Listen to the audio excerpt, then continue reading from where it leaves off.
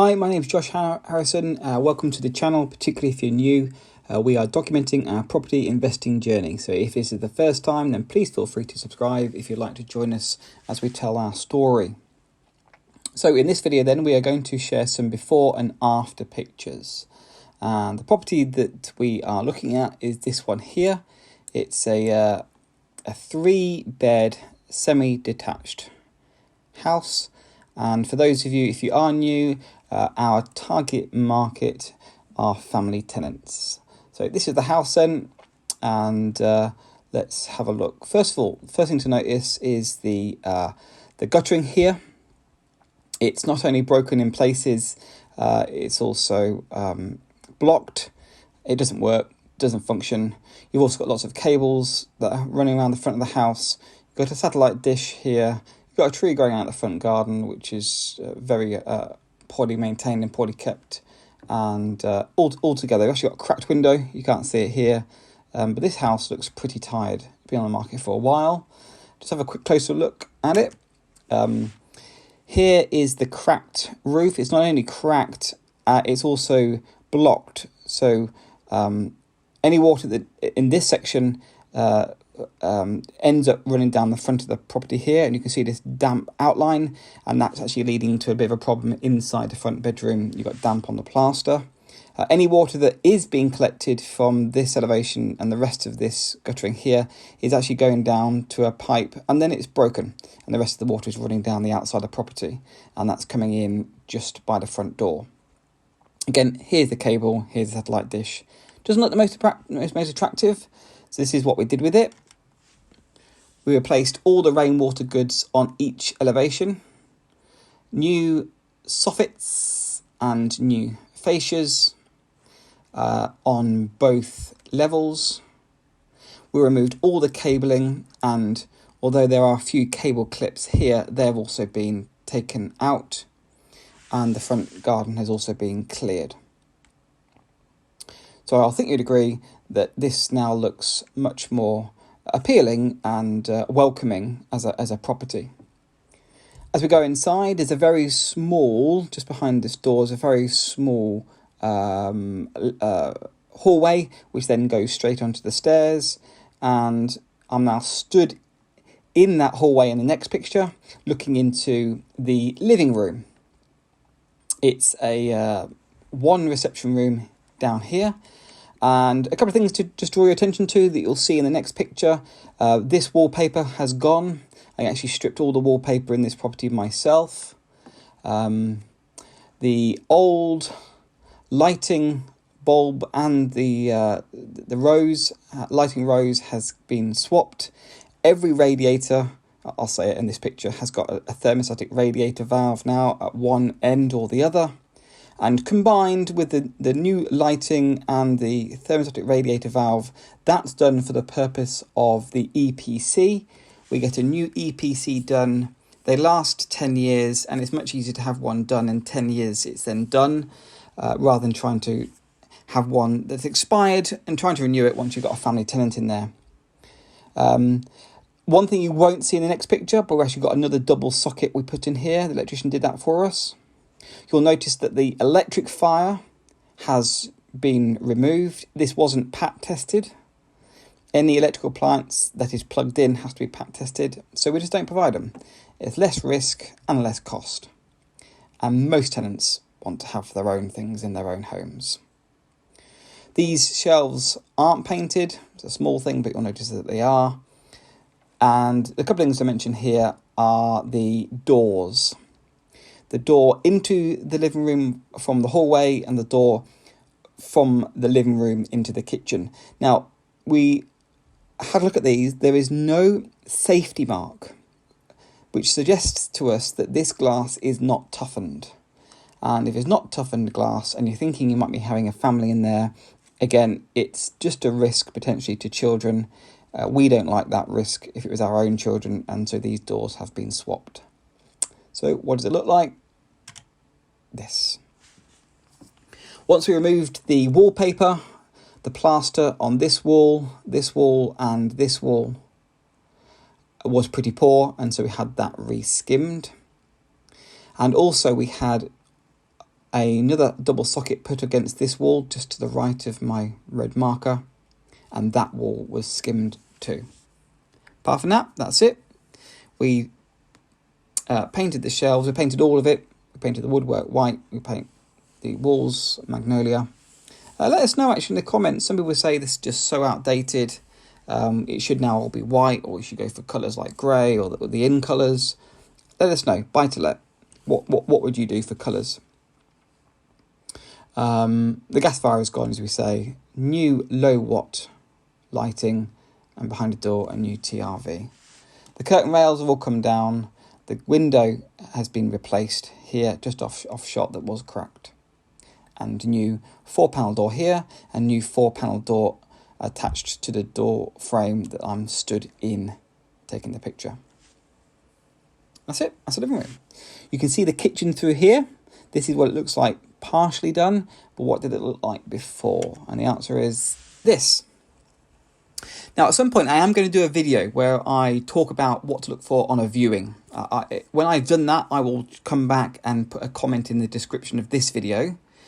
But suffice it to say, it's always worth bearing in mind the expected life, usable life of certain not appliances, certain objects and things in a house. For instance, a kitchen, a bathroom, the flooring. Because if there's usable life in there and you think it's going to be fine for a family tenant, then it's not always worth taking everything out. And I mention that because the flooring here, although there was a couple of years life in the flooring, it was beginning to split. So there's a question mark over that. Do we keep it or do we not? And same with the kitchen units. They were fine. We did wonder about just replacing the doors and the handles. But in the end, we decided to go for a whole kitchen, a whole new kitchen. And really that boiled down to the usability of the space. I thought, and it was agreed by the wider team, that this was not the most efficient layout. And it really starts with the placement of this oven and hob. You see, if someone stood here cooking, the warm, moist air is just going to rise onto the underside of a wooden cabinet. And for obvious reasons, that doesn't perhaps make the most sense. So we decided that this placement was not the best. What we decided to do is probably made sense to put it here instead. And again, I'll show it in the next picture. We put the oven and the hob here, which then meant that we had to rearrange the layout slightly for the sink and the draining board, because theoretically you would want someone to be able to cook and wash up rather than having to wait to do one or the other. So this had to be moved along, which then means the gap had to be relocated, which meant that the hood had to come on this wall, which meant these units had to come off. And in the end, we thought this basically we're going to replace 80% of the kitchen. Let's just get rid of all of it and start again. And I'll show you what that looks like. Just to notice, this door was very old. Not only is it not really up to scratch for a family in terms of safety, security, got additional slider bolts, which is good, but it doesn't offer the protection and safety of a new UPVC door, I think you'd agree. But also, this room is going to be a kitchen diner. Remember, the other room was just a living room. So this has to accommodate a table and a chairs. And we thought the best place for that, as you'll see in a minute, is just here. And if that's the case, then we don't really want the door opening into the kitchen. So we flipped the door around. The 3 hinges came onto this side. The door opened against the wall. We took out the extractor fan. We put in low watt lighting. We added onto the radiator here a TRV. We retiled as well, painted, new flooring, and this is what it looked like. So, and it all revolved around the usability of the space. How is our family going to use this? And the key things was where they're going to cook, where they're going to wash up, and we don't want them to clash, and where the dining room table going to be spaced for them to have their meals. Once you work that out, then you make your appliances fit accordingly. So we've now got under space here, under worktop space for a freezer and a fridge and a washing machine. And behind these panels is the plumbing and the electrics over here. We decided we were going to tile all the way to the ceiling. Normally you tile under the hood, but because the wall condition of the wall once we took the units off was really quite poor, we didn't want to add any more costs to the plastering. We just decided we'd tile it, and in the end we thought it looked quite neat and quite tidy. It has actually subsequently been part of the snagging. It's all been silicone sealed all along, where it isn't at the moment. So we've got sufficient storage, but it's much more usable. Here are the 3 hinges for the door. It now opens up, and also we've got a little bit of space here for a bit more light, because as you can tell, on a warm, sunny evening, having as much light into the property as possible is just massively appealing. I think you'd agree. You perhaps wouldn't mind having a meal in here with friends if this was somewhere where you had to were going to live. And that's what the kitchen looked like. Moving on to the bathroom. Now, the bathroom was downstairs, and if you saw the previous video, you saw that we were putting an upstairs toilet in. Just picking at the themes from the kitchen. Again, what has to be replaced and what could be used. And in this case, we decided we would have to replace the bath because it was cracked, not shown in the pictures. There's also no shower. The tiling is cracked and really poor. However, the toilet was totally fine. It flushed. Yes, it needed a good clean, but it's totally fine.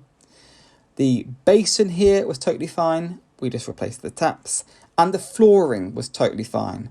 There's a cracked tile just around the base of the toilet here.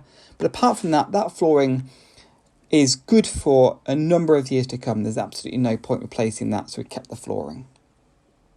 We did take out the lighting. We did replace the extractor fan with a unit and a model that we use in all of our refurbs. I'll do that. I'll mention that perhaps when I do the tour of a property or when I show you a refurb in progress. New lighting, new electrics, and behind the door there was a radiator, not really what you want in the bathroom. We replaced it with a more user-friendly tower rail. Remember, the house has to be used. Will it be appropriate for, in our case, a family tenant? But if you're going to do a refurb, is it going to be students? Is it going to be useful for students? Is it going to be useful for professionals? Then think about the end user and make design decisions accordingly. We also decided we get rid of the tiles. These tiles, they're really old. Some were even cracked. Don't know how. And the grouting was really poor. We decided they were going to come off.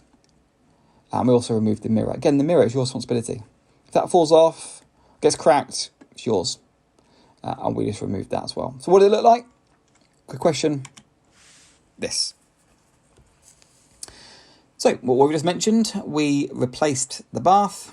We've done a over the bath, off the taps shower. There's no need to go into the plaster behind and embed the pipes. This is perfectly functional.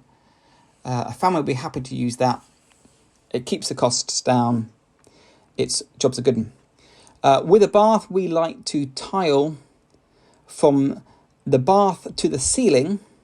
So the bath to the ceiling for the width of the bath. So the width of the bath to the ceiling and the length of the bath we tile to the ceiling. And then the rest of the walls where water might reach, we tile essentially a metre up off the ground. So all this is tiling. It means it's durable, it keeps water off plaster, and it's very easy to clean, and it will come up looking fresh year after year after year.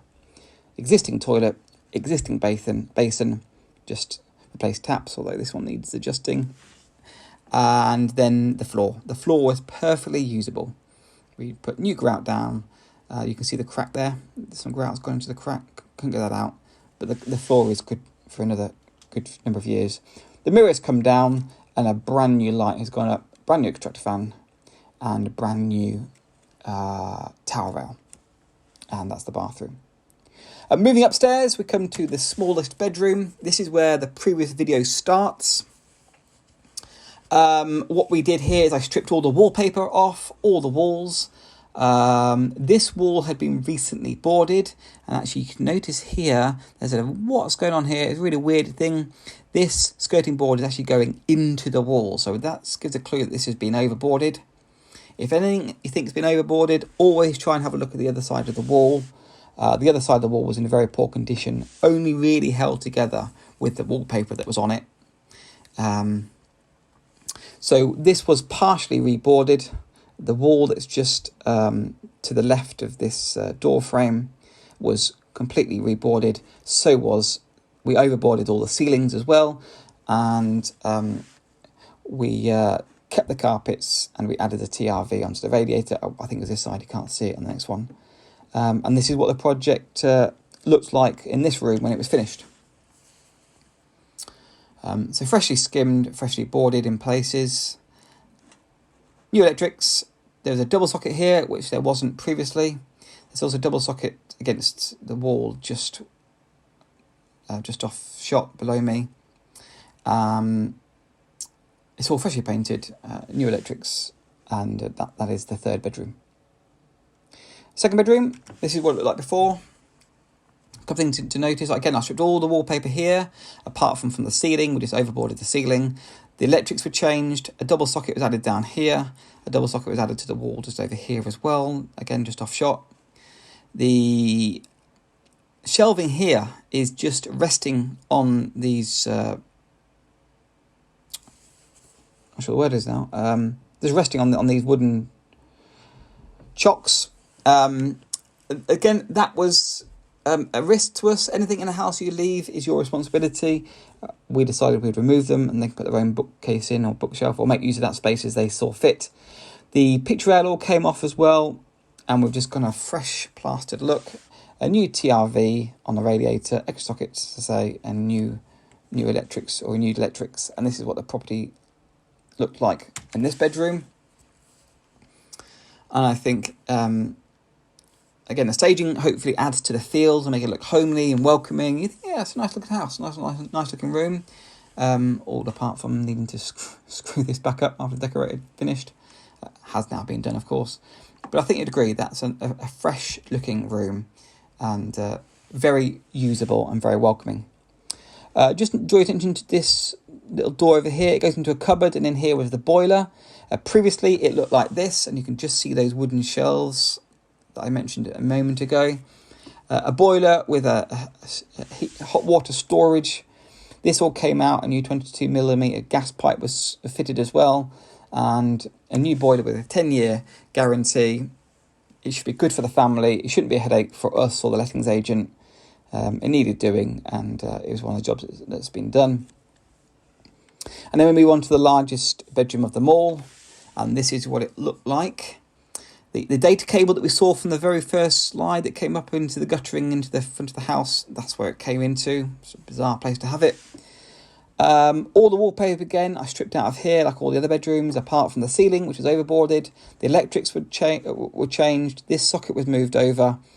We put some double sockets in, which I'll show you in the next picture. Oh, a couple of pictures in a moment.